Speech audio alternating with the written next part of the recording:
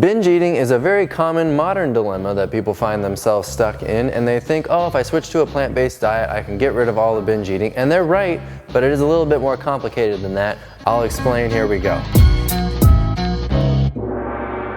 Hey everybody, this is Dylan. I am all about helping you to take the complication out of your plant-based diet so that you can actually stick to it forever and not treat it like some sort of short-term diet for weight loss or something else. This is a long-term way of eating, and I am all about helping you to make it easy. And today we're going to talk a little bit about binge eating. The human body is designed to seek the richest food in our environment. If you go back 10, 20, 30, 50, 100,000 years, there was no food. It was very scarce. It was really hard to stay alive. Lots of people starved to death back then. Fortunately, over time, our bodies developed a mechanism to tell us exactly what we should be eating. It's in our taste buds, especially, tells us how rich the food is and which food we actually like the flavor of. The more we like it, the richer it's going to be. That stands today. Nothing has changed. The only thing that's changed now is that the food is way richer and it's available in an unlimited supply. Let's take one example food, the bell pepper, which is essentially unlimited today. Obviously it's not unlimited, but you get what I mean. You can go to any grocery store and buy as many bell peppers as you want that you're actually going to eat. Go back 50,000 years before agriculture and now drop that same unlimited supply of bell peppers for all the people there. If they binge on that food, it's not exactly going to save their lives because there are very few calories. Pretty much all of the people presented with unlimited bell peppers are still going to be looking for the potatoes and other things that are actually starchy and giving them the bulk of their calories. This is because our taste buds will take over. Our taste buds will know that the potato tastes better because it is richer than the bell pepper, and we won't be stuck sitting there binging on bell peppers because they're in an unlimited supply. What our taste buds would have loved to have an unlimited supply 50,000 years ago would be junk food. Jalapeno kettle chips, for example. Boy, if we had those, I'd be sitting there eating them all day. Why would I go hunt and gather when I could just sit and eat kettle chips all day because they're unlimited? I'd get lots of calories, but I would obviously get quite sick. And the same thing is happening today. Now, essentially every food is available in an unlimited supply. So what are the foods that the people are going to pick? They're going to pick the richest foods because our taste buds were designed to seek the richest food so that we would not starve to death back in the old days. But we have the same exact physical bodies, and now we've just presented ourselves with unlimited food. So what happens? We all eat the richest food in our environment and we get into trouble. This is not magic. There's nothing wrong with you that's causing you to do this. Anybody would react the very same within a range, right? Some people are going to be less attracted to the jalapeno kettle chips and other rich junk food than others, but they're all still going to be way more attracted to that than just plain old potatoes and quinoa. The reason I'm telling you this is because it's really important that you not think there's something inherently wrong with you that you just want to keep eating junk food. The problem is it's in our environment at all. We're in a pleasure trap. If you haven't read this book and you're a binge eater, The Pleasure Trap by Dr. Doug Lisle and Dr. Alan Goldhammer, then you definitely should read this one. Yes, I talk about it in a lot of my videos, but if you wanted to check out that book, you'd get a lot of little tidbits that explain exactly why this problem is happening to you and pretty much everyone else. Remember, like 3/4 of the American population is now overweight or obese. This is not just a few people that have trouble in their lives that are binge eating, okay? We are all pretty much doing it. Our bodies, compared to other people's bodies, do a little bit different things when we're binge eating, such as holding the weight more efficiently than others or whatever, but at the end of the day, it's all causing our blood pressure to go up, our cholesterol to go up. It leads to type 2 diabetes, heart attacks, strokes, all these things that end up leaving us debilitated the last 10 years of our life with a nurse wiping our butt when we could have very well just eaten right, done well, and wipe our own butts up until the very end. That's sure what I want. So chances are, if you've been binging for a long time in your life, you're just in the pleasure trap. You're around all the food that is just way too rich, and you need to find a way to remove yourself from that environment. Either it's to keep all of that junk out of your house, fire all of your friends and get new ones, whatever it is, you need to stop being around all of the really rich food because you're not going to be able to resist it on your own. It's just too hard. Nobody has the willpower to try and resist junk food if it's all around them all the time. It's way too hard.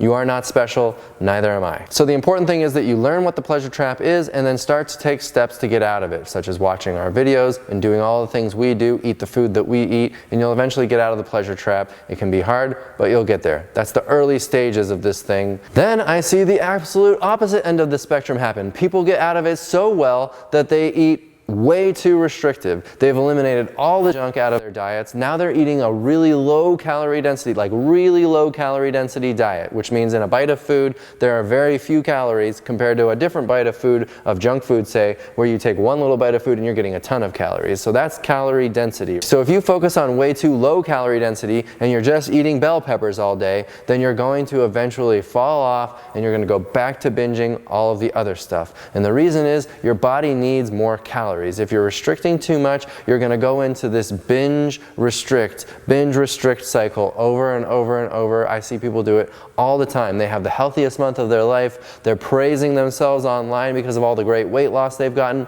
But it turns out in order to get that weight loss, they were restricting dramatically how many calories they were eating. And sure enough, as soon as they got to their goal weight and they went out and celebrated or something, they never came back. They got really heavy again, heavier than they were than when they started, or more unhealthy than where they were when they started. And this is the problem, is restricting way too much and then falling back off. You need to think of your diet as your forever diet. What way will I eat that is sustainable forever and ever and ever, that I will enjoy, that I'll feel satisfied, that I'll not feel like I'm restricting? Eventually, by the way, when you eliminate all of the science and junk food from your diet, you don't feel restricted. You might for a little while because your mouth and your brain is used to really, really rich foods, but I promise you, the way you feel, the way you start to look, and all of this after, you will not feel restricted by eating a healthy diet. The problem is the people that eat too healthy a diet, which is way too restrictive. Most people need a little avocado on their food or nuts and seeds to add some richness to the food in a sustainable way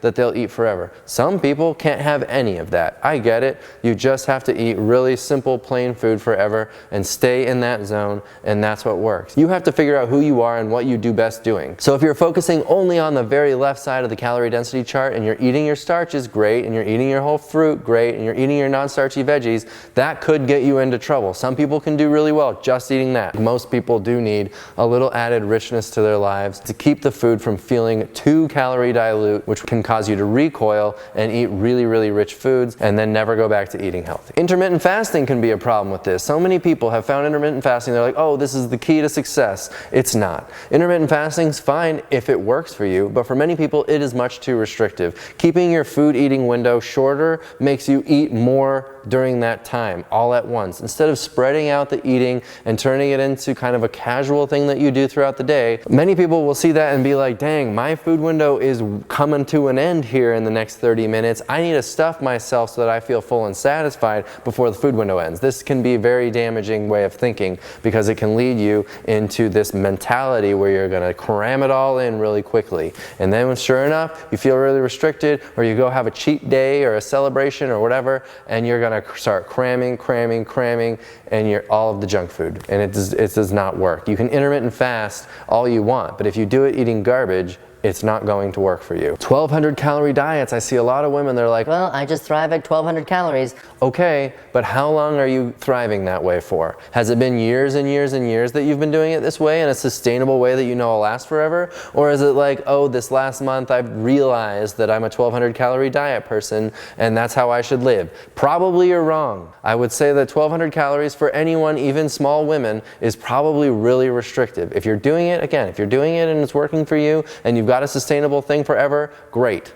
But for most people, that is not going to be the answer. And when you talk about how great it's working for you, and then the everyday person sees that, then they're gonna think that they should be able to eat 1,200 calories too. And most people cannot. Bottom line, all these things I'm talking about are just too restrictive. Too much restriction actually leads to binging. If you can just find an everyday diet that's your normal thing that you'll eat on a busy day or a relaxing day, a day when you've got your kids at home or a day when the kids are at school, whatever it is, if you can find the way that's truly sustainable, you're gonna be able to get out of this binging process that keeps repeating itself. And finally, I see a lot of people blame their binge eating on something that's happened to them in their past, such as trauma or a bad lived experience, whatever it may be. We all have trauma in our lives. I'm not invalidating your trauma. I'm not telling you that it doesn't exist or that it's not hard. You can choose and make newer, different habits for ways that you deal with trauma. If you were in a world where only carrots were available in mass supply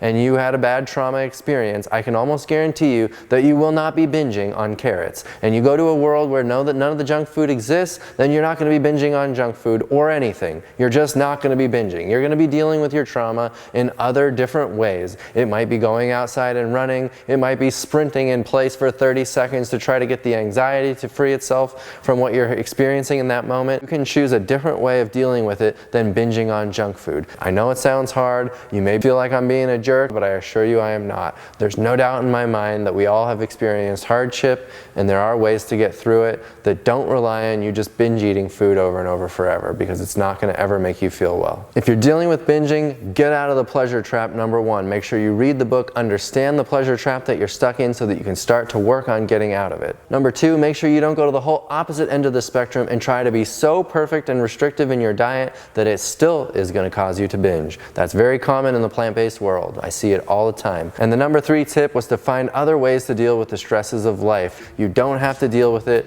by eating a bunch of junk food. There are other ways to deal with the hard things in our lives. We all experience it. Be one of the people that can find a new method of dealing with hardship, and you will succeed. Thanks so much for supporting our channel by watching this video and hitting the subscribe button. We'll see you on the next video. Take care. Bye.